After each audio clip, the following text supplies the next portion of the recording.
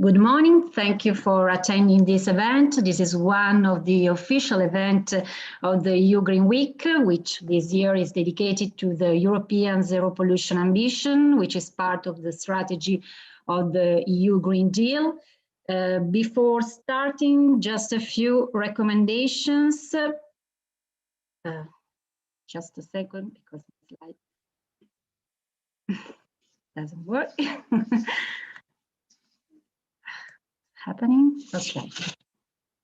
Just a few recommendations. Please mute your microphone, turn off your video camera, and during the speakers' presentations, please write your questions in the chat. They will answer you in the last part of the event.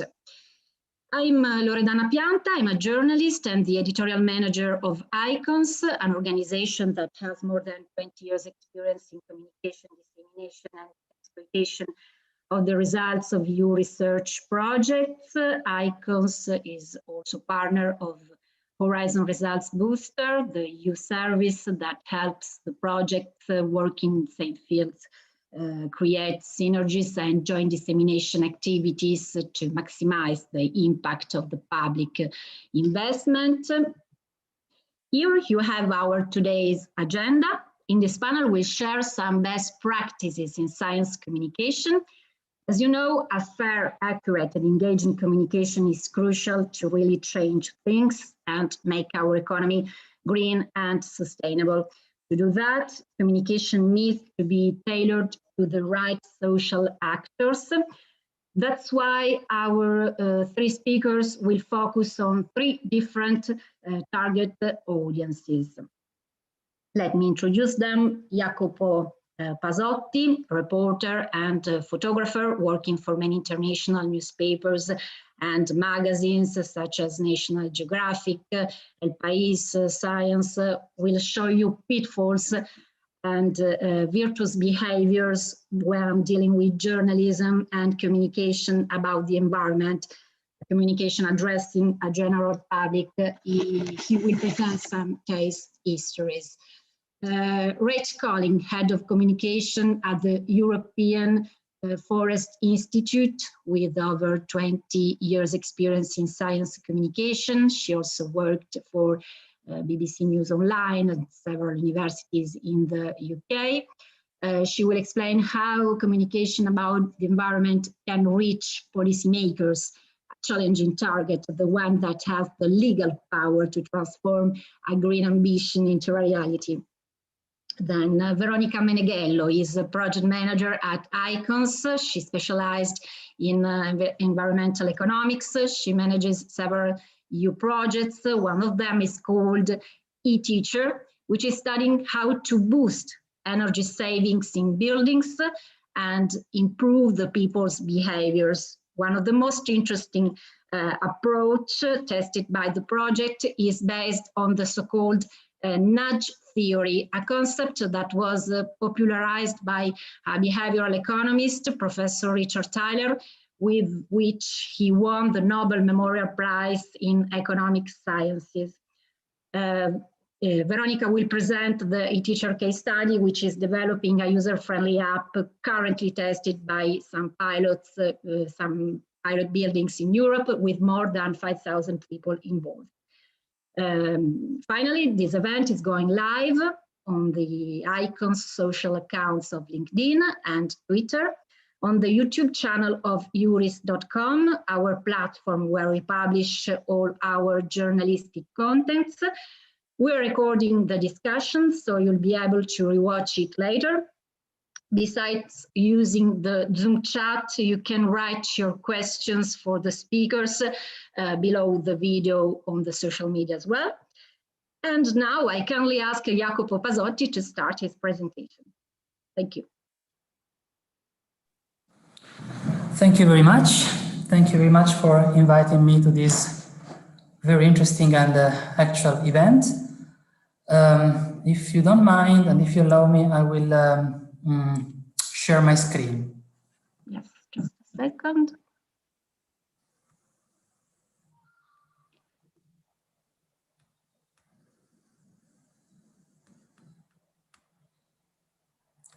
Okay, I hope you can see it.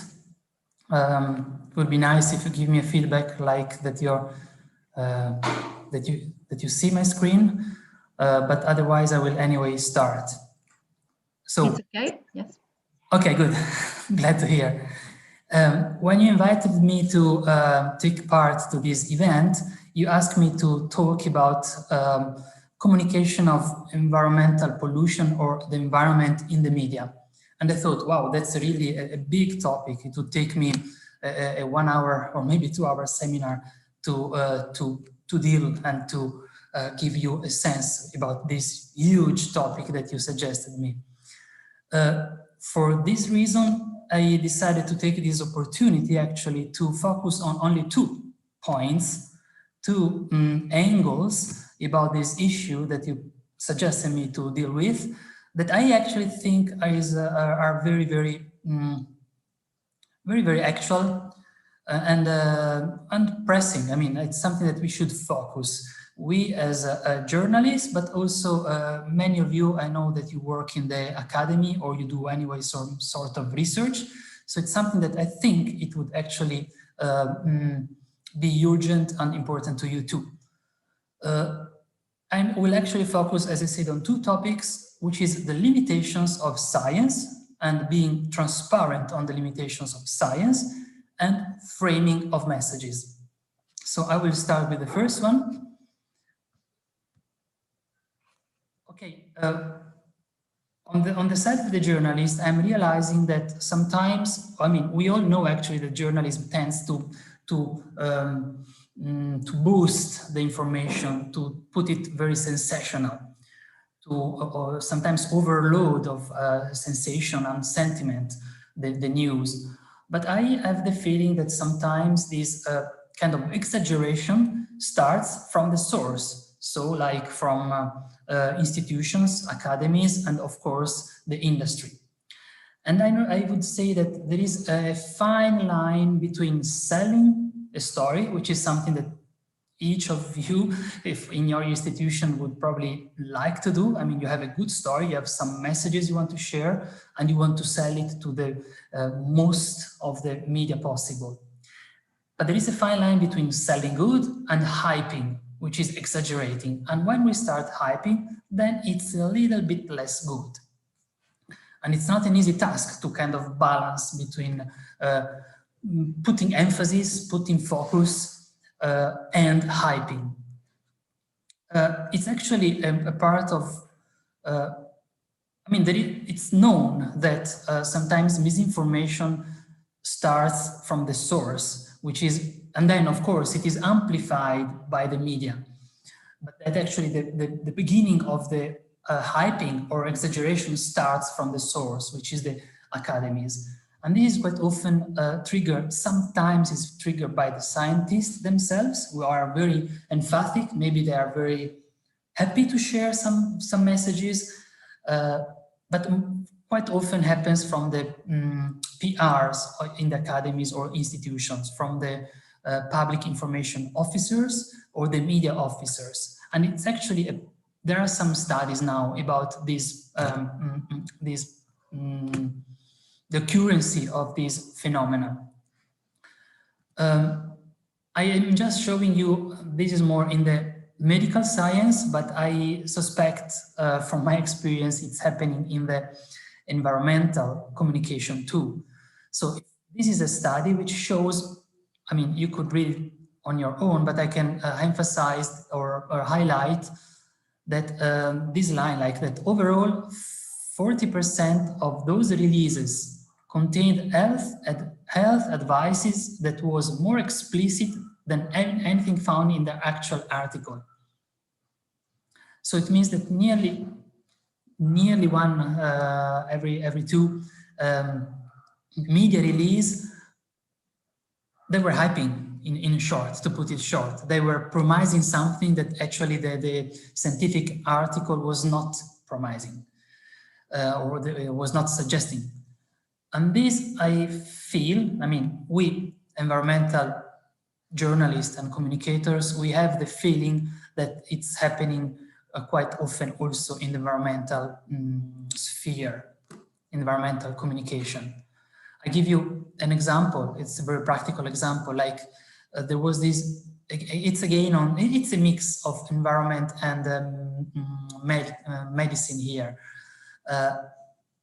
There was this study which went viral some months ago about the fact that runners, those who are doing jogging, could spread coronavirus, but just by the breath or by the body's emissions.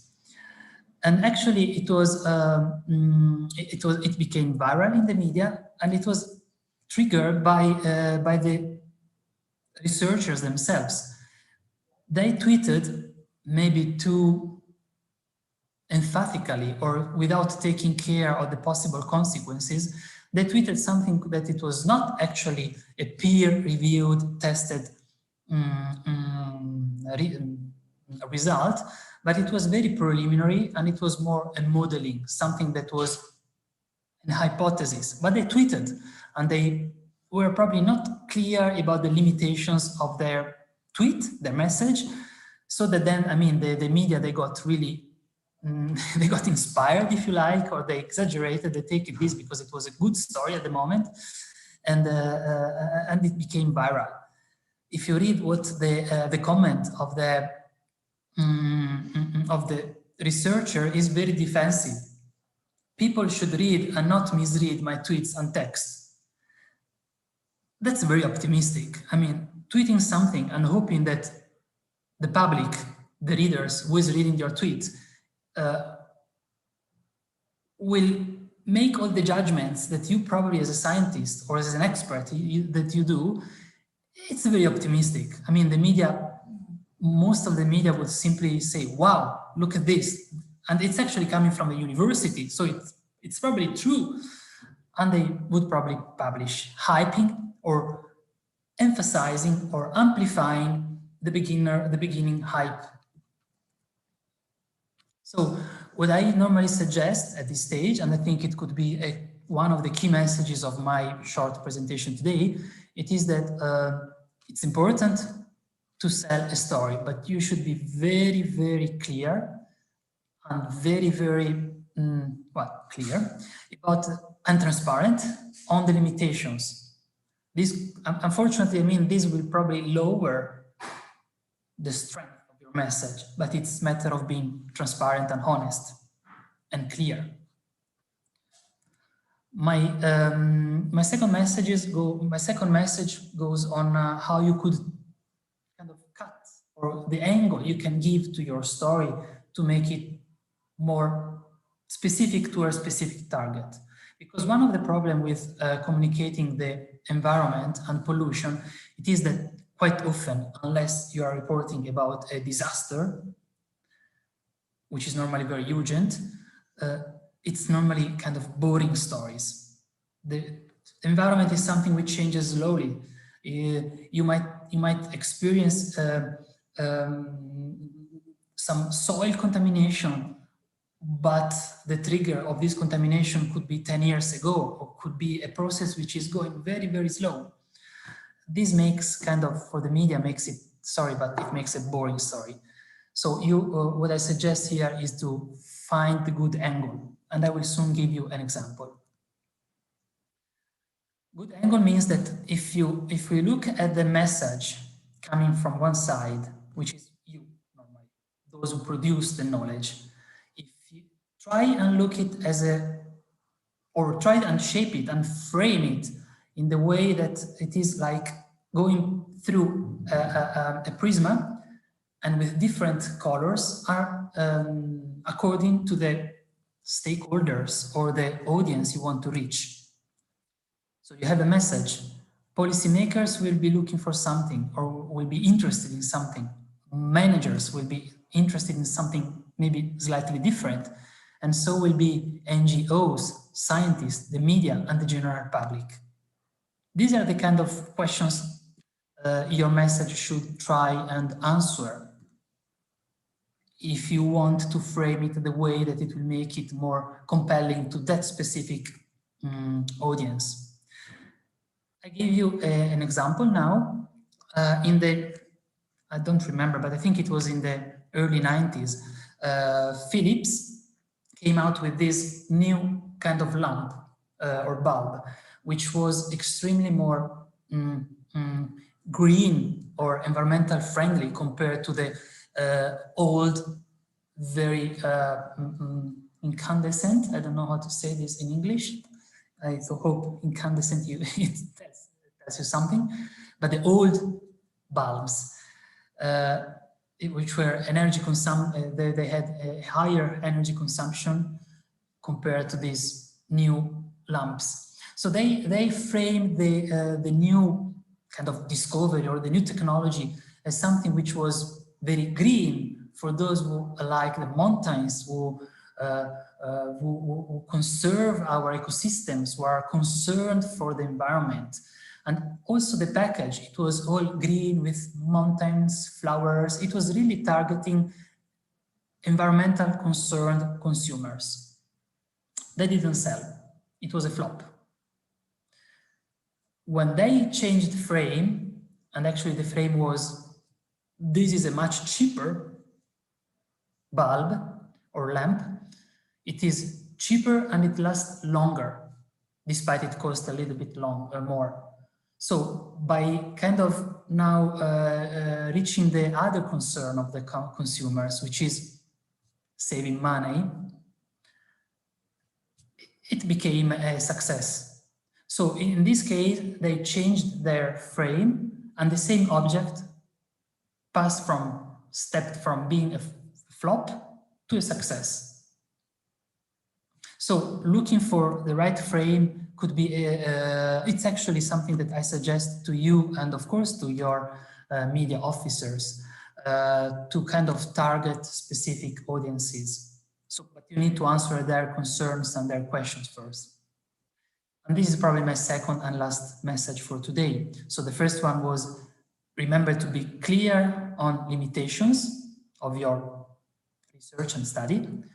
And second, find a good frame, which means answering the questions of specific audiences.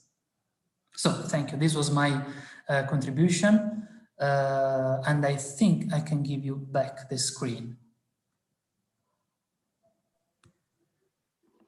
Thank you, Jacopo.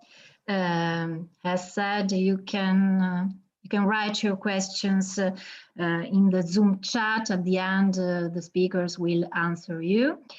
I asked Rach Colling from the European Forest Institute to go ahead. Please take the stage. She will speak about. She will explain how we can reach policymakers and engage them. Thank you, Rach. Thank you very much. Good morning. Lovely to be here with you all. First of all, I'd like to give you a little bit of background about EFI and the work that we do and about our policy support work in general. And then I'll dive into a case study showing practically the routes that we took to reach policymakers. First, a little bit about us. Who are we? Well, the European Forest Institute was established in 1993. We're an international organisation and we're owned by 29 member countries, and we have around 130 member organisations, mostly universities and research institutes. What do we do? Well, we conduct research across three broad themes, bioeconomy, resilience and governance, and we facilitate forest-related networking for research. We provide policy support on issues related to forests, and we also aim to raise awareness in society of the importance of forests too. In terms of our policy support work, we're aiming to really increase the relevance and the impact of forest-related research on European policies and supporting policymakers and practitioners as they move in a transition towards a more circular bio-based society. So that includes really bringing up issues in forest research that are on today's political agenda and emerging issues that are relevant for tomorrow as well. And those activities can include, for example, responding to member states' information needs, providing reports for decision makers. We have a science policy forum, which I'll explain a bit more about later. And we also have cooperation and interaction with the European Parliament and the European Commission. So how do we go about this? Well, we try and provide unbiased, science-based knowledge with EFI as an honest broker, taking a neutral, science-based approach in the middle. And like Jacopo said in his presentation, I think it's really important that it's what the science is saying. It's not hyping. And I fully agree with him about being transparent on the limitations of that science. The information we produce is always publicly and freely available. And we try and use the best available scientific information and professional standards. However, there are real challenges in providing science to policymakers. I've just listed a few here. I think the main one is really connecting the dots. There's a huge amount of information available, and it's quite hard to provide a synthesis of this and to make the relevant information available and understandable. The subjects are really complex and challenging sometimes, and the scientists don't always agree either. This is a whole other subject in itself, and we recently held a webinar on this topic, and I'll drop a link in the chat if anybody's interested in rewatching the conversations around that. But in general, I guess very broadly, we take two approaches to reaching policymakers: top down, trying to reach policymakers and their staff, and bottom up via society and media, because policymakers are also influenced by them. It's the do my voters care approach also. So having said all that, what does our approach really mean in practice? Well, I promised you a bit of a case study, so I'll show you a practical example from 2019. The issue here, to give you a bit of background, was bark beetles. They're increasingly becoming a problem in forests in Central Europe, in Austria, the Czech Republic, Germany, and also in North America too. Most bark beetle species breed only in dead trees, and they've got a really valuable role in the cycling of nutrients and as food for other animals. However, a few of the species, and in Europe that's really the spruce bark beetle, they colonize stressed and dying trees. So for example, from drought, when their populations are low, but then they mass attack large numbers of healthy trees once the populations are high. And you can see from the picture on the right, the impacts that this can have. It can have large and long-lasting impacts on forest ecosystems, which can be highly positive. It can foster biodiversity, but it can also be highly negative because it can reduce carbon storage or disrupt timber supply. And these outbreaks also affect regional economies, markets, and employment, as well as social values. And some recent outbreaks and the different efforts to manage them have led to some political conflicts. So we produced a report that outlined strategies for managing outbreaks for two different types of European forests, those where wood production is key and those where biodiversity is a high priority. We've done over 15 of these types of studies on many different topics over the last 5 or 6 years, with the involvement of around 200 scientists. So this study in particular had 11 authors from 9 institutions in 7 different countries, so people with a real variety of backgrounds. And the studies that we do are neutral, they're interest group free, science-based publications. They're based on already existing research, so it's collecting and coordinating and synthesizing science work. And I think this helps with what Jacopo was saying also. It's not just based on one study, but it's analysing a lot of already published research. And then most importantly, once you've got the synthesis of all this work, it's creating policy recommendations from this. The studies are around 35 pages. We try and make them scientific, but also understandable for the non-expert. And they're all then freely available and downloadable. So you've got the results from your study and the policy recommendations. What next? How do we then reach policymakers? So as I said, 2 approaches, a top-down approach and also a bottom-up. So if we take the top-down approach first, Think Forest is our high-level science policy forum. We run 2 to 4 seminars each year, and they bring together scientists with MEPs, commissioners, ministers, stakeholders, the media. It's a real opportunity for dialogue between all those different groups.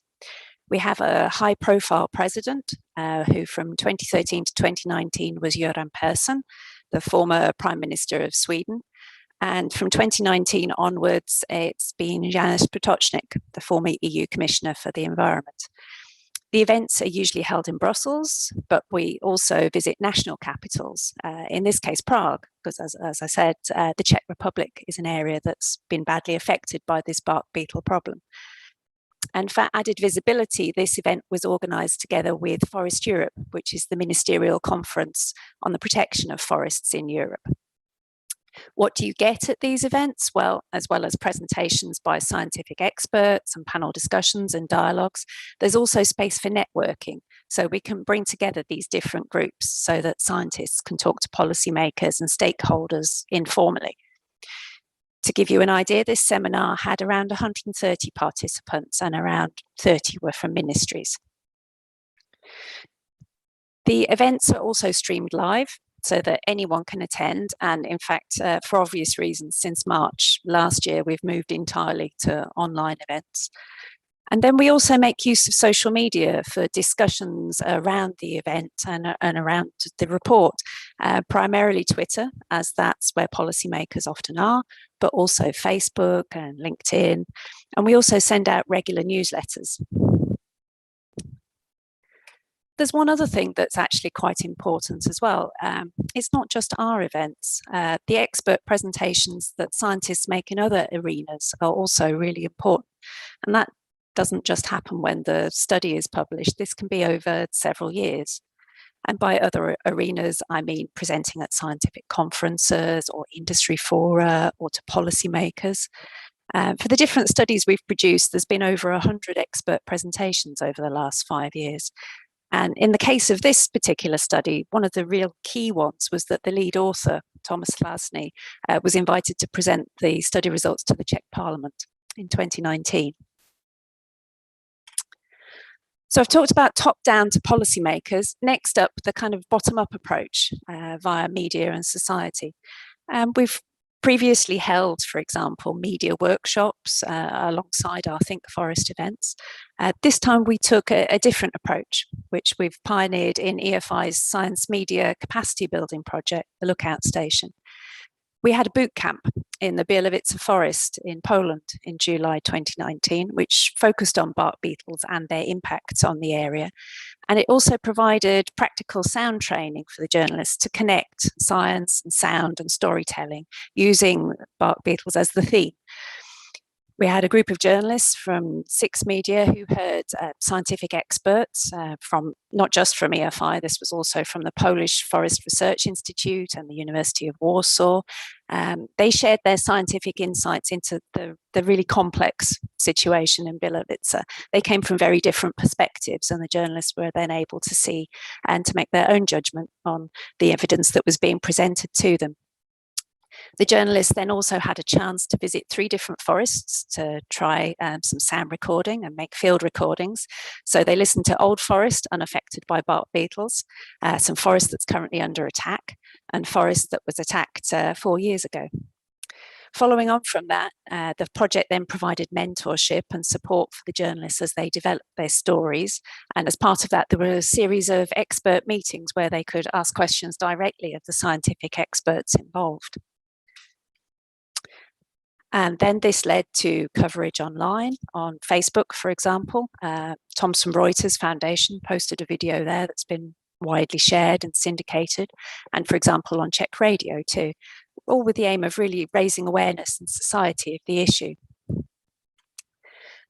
So what were the results? Well, the caveat is that it's really hard to track direct impact of the work. Sometimes you get lucky and a study is directly referenced. So, for example, some of our EFI publications were directly referenced in the EU bioeconomy strategy. Here in October 2019, the Czech Parliament decided on legal reforms to Czech forest law to really try and help to improve the resilience of forests to issues like bark beetles in the future. And we could see that our work on bark beetles was used as one input in this process. Where to next? Well, we're still trying new approaches and new innovations to try and reach policymakers. We've experimented, for example, with 360-degree video, and we're moving more towards infographics as a way perhaps of reaching more people in society and a way of explaining complex topics. So watch this space. So thank you very much for listening today, and I'm very happy to answer any questions in the chat. Thank you, Rach. Thank you for giving us some practical examples, some ideas on how to communicate the issues about the preservation of the environment, also because they are successful ideas and examples. Now I ask Veronica Meneghello from Icons to tell us more about the e-teacher case study. Thank you. Please, Veronica, take the stage. Okay, thank you. I'm happy to be invited today as a webinar. So my presentation actually will focus on effective communication to improve the engagement of the audience and the users in general, in order to produce a change in their behavior, which is always nice for a project that I'm going to show you later on. So first of all, effective communication is like a recipe. And just like all recipes, it's made of a mix of ingredients which are necessary to deliver the message correctly. And that's especially true when the message you deliver should produce a change in the behavior of the recipient. So you don't just have to convey a message, but you also have to produce a change in their behavior. So there are several rules to follow to make your communication effective, of course. Here I just want to list and to show you some very basic and essential points to make communication effective. So your message must be always clear and correct and complete. So no wording, no double sentences, just go straight to the point in order to avoid confusion and misunderstanding in your audience. Because you have to create trust and to create that trust with a reliable and authentic tone, otherwise people won't follow you. This way you can also create a connection with your audience by sharing, for example, a common problem or a common challenge to achieve together. And of course, you have to set the communication on the type of your audience and involve it in the process from the very beginning. And this will be one of the main points I'm going to show you later on. So what we can say is that communication is not only a way to raise awareness in the audience, and at the same time, the engagement is not only a matter of having people on board. So the final goal of effective communication and effective engagement must be the behavior change of the public. So we want to change the behavior of the audience we are addressing to. If no change is produced, then it means that something failed in your communication. So you probably have to rethink either the way you communicate or the steps you follow to do it. In the real case study that I'm going to present you, which is e-teacher, we use some techniques, as Loredana said at the beginning of this presentation, and we use these techniques to increase and incentivize the behavior of our end users. In particular, we use the nudging technique and the gamification. So before presenting the project, I'm just going to introduce you shortly these two techniques. So the nudge theory, as Loredana said, yes, comes from a mix of economics and behavioral science. And it became famous thanks to Richard Taylor, who received the Nobel Prize in 2017 for it.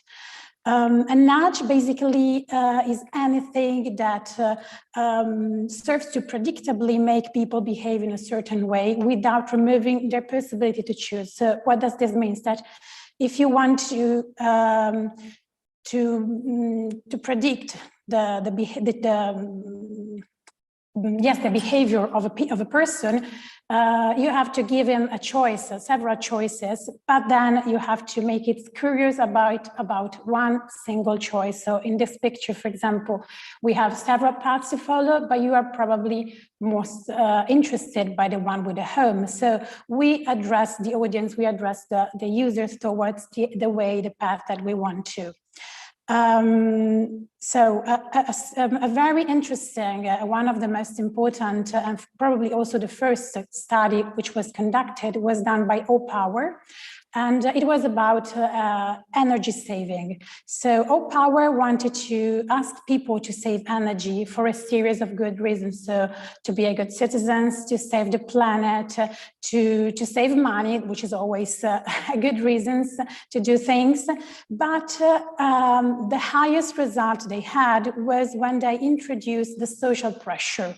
So when they said, okay, you can save energy, but your neighbors are doing better, then the results became higher. The energy saved increased. So what does it mean? It means that probably motivation to be more virtuous than one's neighbors may be even greater than, for example, the prospect, the idea to lower your bills. So it's really interesting, this kind of communication technique, because if you use it, if you challenge positively, if you use a positive challenge with your audience, you can increase your results. Another technique that we use is the gamification, which is something that I'm sure you all experience several times in your life. Maybe you don't even know that, but we basically every day use gamification. And gamification is basically the process of applying game-related elements and mechanisms to known game contexts and environments. It's very used to motivate participants and to achieve specific goals. It's used a lot, it's used largely in several situations, like to educate students, to incentivize consumers, to stimulate employees. So it's largely used everywhere in our daily life. Here you have some good examples. So for example, here you can see that this application, there are some smart mobility applications, for example, they use gamification to incentivize their users to go by feet or to cycle. And the most you use sustainable mobility, the most you got, for example, discounts in the local shops. This is a way of gamification, of make something which is not a game to become a game, a challenge with yourself to improve your behavior and to get a reward. This also is a very nice, I think, gamification example made by this big car brand in Stockholm. They wanted to incentivize people to use normal stairs rather than escalators or lifts. And what they did, they put a sort of a piano on the stairs, and people just making steps, they produce sounds. So by using the stairs, they can produce melody. So this is a nice way to incentivize people, to positively challenge people, and to improve and increase their behavior with games. So why I'm telling you this? Because we use this kind of techniques in eTeacher. eTeacher is an EU-funded project, and its aim is to help people save energy and increase their well-being by improving their energy behavior, of course. Here you have some data about eTeachers. So we involved thousands of people. We tested this application in 12 pilots, different geographical areas. So the final goal of eTeacher was really to develop an application, a common application, to teach people, to teach users to save energy differently. So in a different way with a different format. We had, of course, several challenges because we had 4 different typologies of buildings. We tested this application in healthcare centers, in schools, offices, and in single homes. We had various types of users, so we had to address several targets with different necessity and different needs.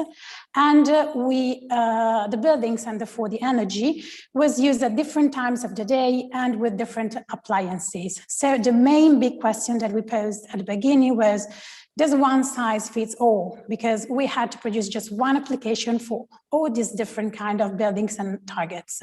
So to overcome the challenge, our strategy was to, first of all, involve and engage users from the very beginning, which was what I was saying to you at the beginning of the presentation. This involvement and this engagement since the beginning was crucial for the results of the application, for the success of the application. We divided the activity into 3 main steps. The first step was dedicated to defining the problem, identifying the targets, and discovering their needs. So we did some site visits at the pilots just to understand how the pilots were, which were the difficulties, the challenges, or the opportunities. We posed some questionnaires to the users to understand their feedback, to get their feedback, and we did some workshops called Feedback Forum, and exactly because we wanted some feedback from them. We want to collect their needs. So we asked questions just like, what would you like to see in this application? What would help you to save energy? Which kind of icons is more visually interesting for you, for example? So we collected all this feedback in the first phase of the project. So then the second phase was about collecting again all together the feedback from the different users and the different countries, because we also have to take into consideration that we have several languages and several cultures and traditions behind the project. We had to find common needs. We started developing the application, started the demonstration phase with the first tests with users, and then we monitored also the first results of the usage of the app. Then finally, the last phase was about returning the work done to the users, because this is another key point. So you have to involve and engage the users since the beginning, but then you have to give them back what you collected. Otherwise, they won't trust you anymore. So we did, for example, an email campaign addressed to all the users involved to teach them how to use the application. Every issue, which was 1 per week, was dedicated to a different feature of the application to have them tested efficiently. We also developed a video guide and a quick startup guide, always with a scope to teach users how to get the most out of the applications, and always to give them a feedback about the information they gave us at the beginning. And then that's really, I want to stress again, it's really important to give a feedback back. So we also did several social media campaigns and webinars to promote the use of the app. To close, I want to show you some initial results from one of our buildings, because we did, as I show you, we did a lot of steps, we did a lot of activities with users, and we are now having the first results from the project. I cannot spoiler more because the project is still ongoing. It's closing at the end of this month, but it's still ongoing. So what I can tell you is that, for example, you can see here in the healthcare center of Villafranca, which is one of the building in Spain, you can see that thanks to the application, users managed to save a lot of energy from the lighting, the ventilation and air conditioning and heating systems, and from the appliances. And you can also see here that there was a decrease in the number of hours in these activities, so turning off lights, closing windows. So it means that it was a lot of effort, a lot of activities. You have to dedicate a lot of time to this activity, to this kind of communication and techniques, and to really planning a strategy, a very good strategy since the beginning, but at the end, doing this kind of communication techniques pay you back, because as you can see, we got a lot of results and people were very satisfied about being involved in the project since from the beginning, and to have back the results at the end. So thank you. This was my presentation. Thank you, Veronica. Thank you very much.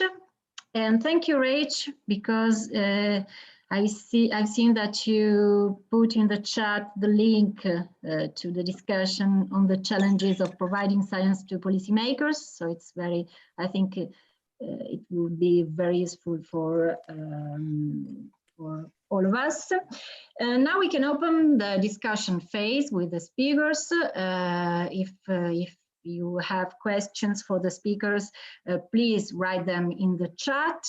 I start myself with a question for Rach and Jacopo. I'd like to ask, I think about the disruptive activists, the icons of these years, like Greta Thunberg. Such symbols have helped or complicated your activity as communicators. I mean, Rach, is now easier to engage policymakers. Jacopo is now easier to attract the interest of the general public.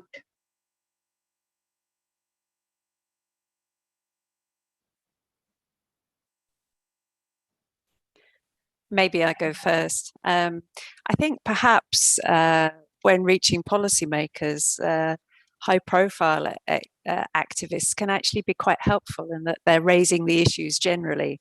And that whole issue for a policymaker of, do my voters care about this and do they know about this? Perhaps opens the doors to then providing more information and communication to them.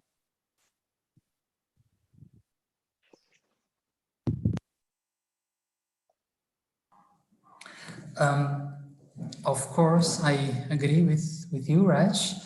And even for the media, of course, having a testimonial, a symbol, it makes a good story. I'm pretty sure that these symbols, which actually is in terms of climate, is only one symbol today, which is Greta Thunberg. I mean, recent. Maybe the only risk it is that they become kind of divisive. I mean, they might be polarizing the opinions. There are those who are pro Greta and those who are against. And at the end, it becomes being against or pro one person and sometimes forgetting about the messages of behind these persons. So that's the only drawback, but actually that's part of being an activist. I mean, I'm a journalist, so I have to do a different job, but as an activist, it seems that's quite often the case, that you bring strong messages, and of course, these can be polarizing.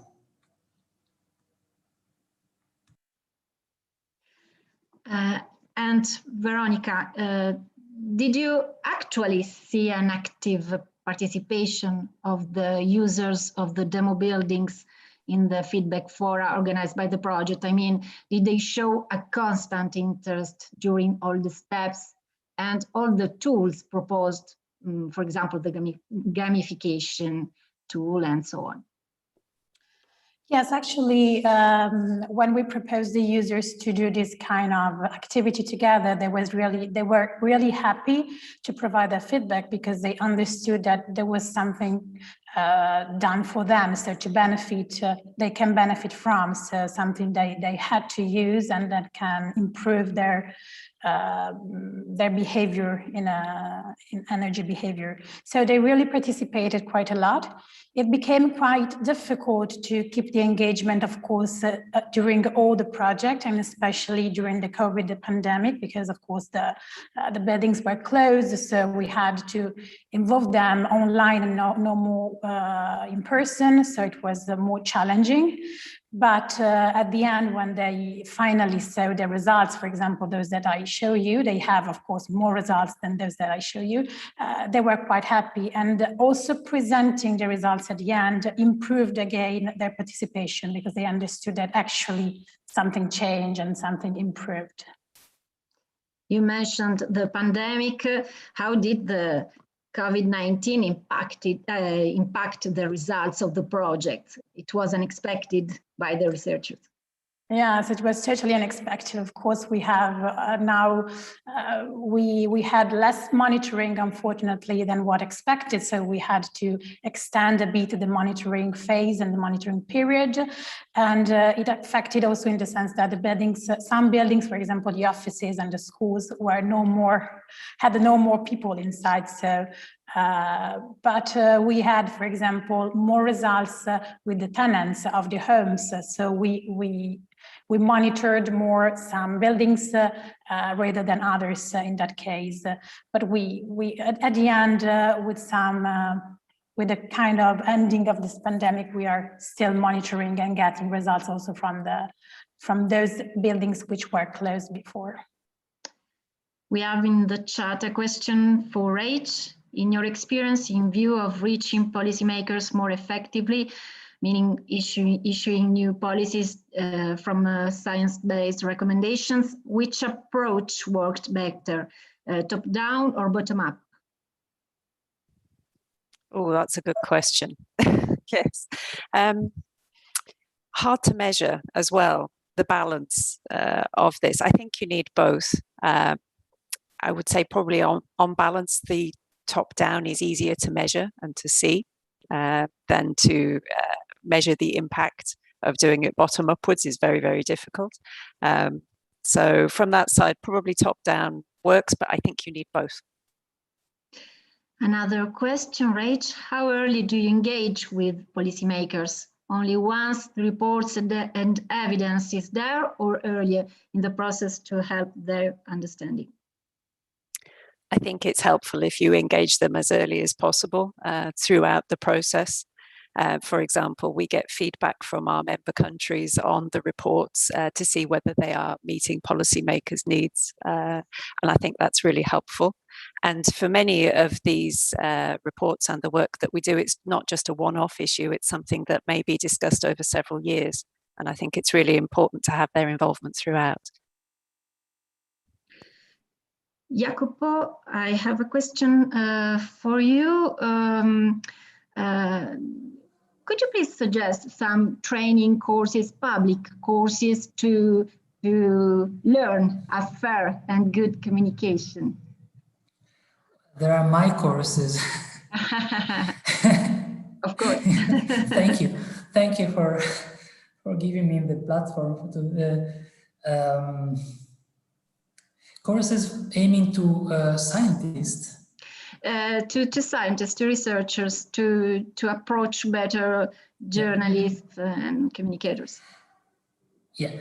Okay. Then I would rather suggest that you that the interested people will visit the website of a European project which is just ending in this month, and the name is Quest. I will soon type it in the chat. Quest project. It's a SWAF Horizon 2020 project, 2 years project, which actually aim to develop some tools to help different audiences and stakeholders to communicate their studies on science. So there are some tools available, but there is also a dedicated area where we mapped all the courses all around Europe for people who are interested in science communication. So depending on where you live or where you would like to take your courses, we really mapped so you can browse a map of Europe and find out all the courses available that we were aware of. So, and I suggest, I mean, I am typing now the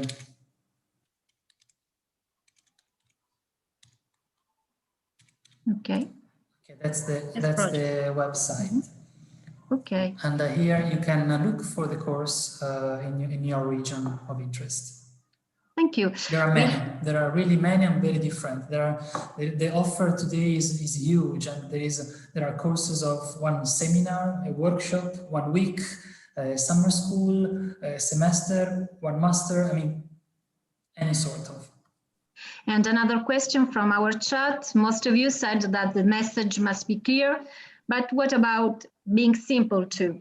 Because a clear message is not automatically simple to be processed by a wide and specialized audience. Thanks, Claudio. I only can add the thank you, Claudio. It's for sure, and that's not easy to be at the same time clear and simple and possibly short. So making a good use of being simple, clear, and short, it sounds simple, but it's not. So, but it's actually the key to get a strong message and an effective message.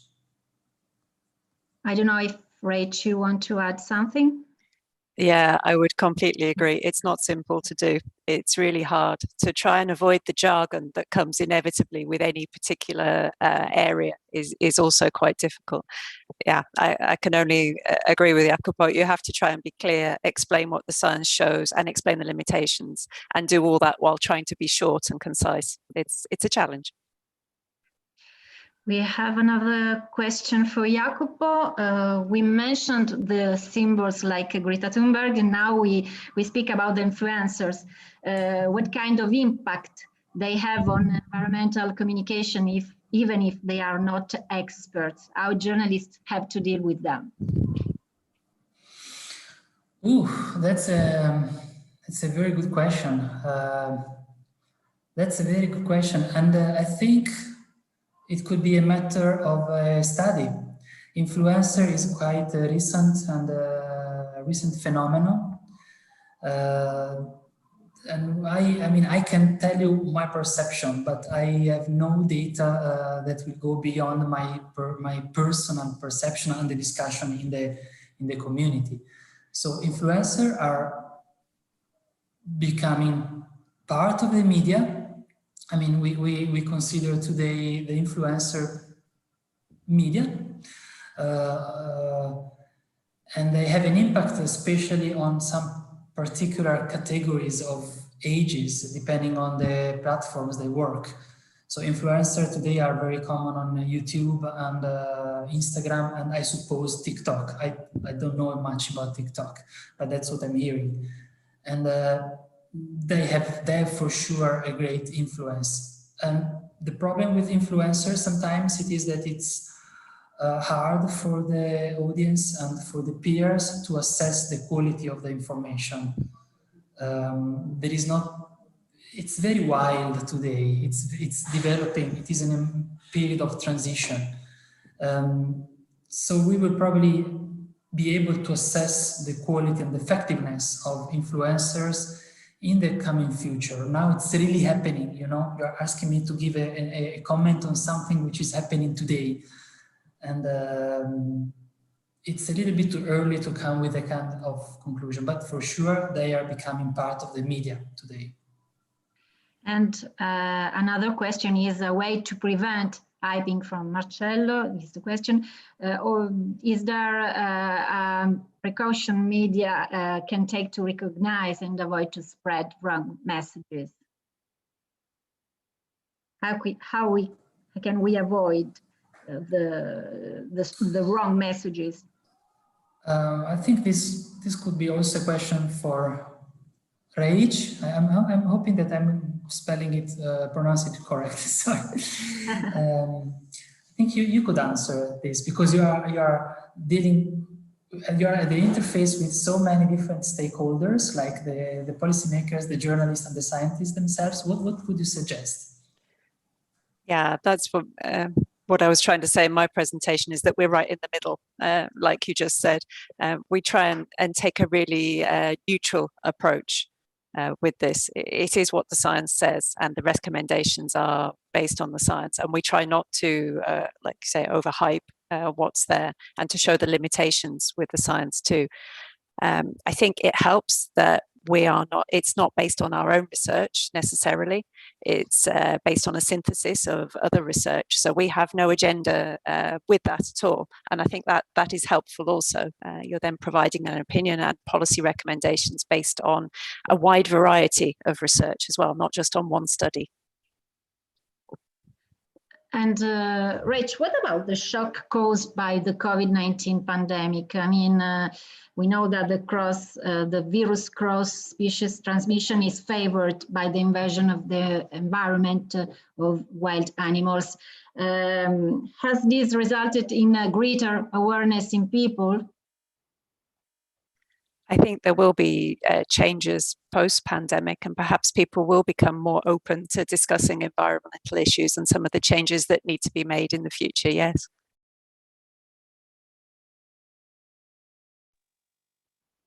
Jacopo, do you think this has resulted in greater awareness in your audience, in your target audience too? Sorry, I didn't get your question. Can you? I mean, if I was asking about the shock caused by the COVID-19 pandemic, if now people is more aware of the risks about the invasion of the environment of wild animals, because we know that it helps the cross species transmission of viruses.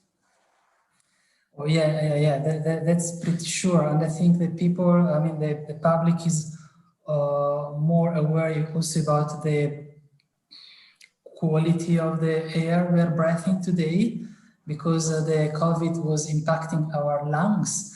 And so it was also a chance to bring to the attention of the public also many other health and environment related issues. I think it was actually a time for us to increase our awareness in terms of the broader public. My only concern it is that this could be very temporary. We're going back, start again. Sometimes sounds like starting again to be back as we were before, which would be no good. Okay. That's a problem with awareness. We are doing well in increasing the awareness, but then to keep this awareness high, that's another task. Thank you, Jacopo. Thank you, Rach. Thank you, Veronica. We have to stop our discussion. I remember that you will be able to rewatch this video on our social media accounts. YouTube, youris.com has a YouTube account, and I think LinkedIn and Twitter, because we recorded this panel. Thank you all. Have a nice afternoon, and have a good morning. Thank you all. Bye-bye.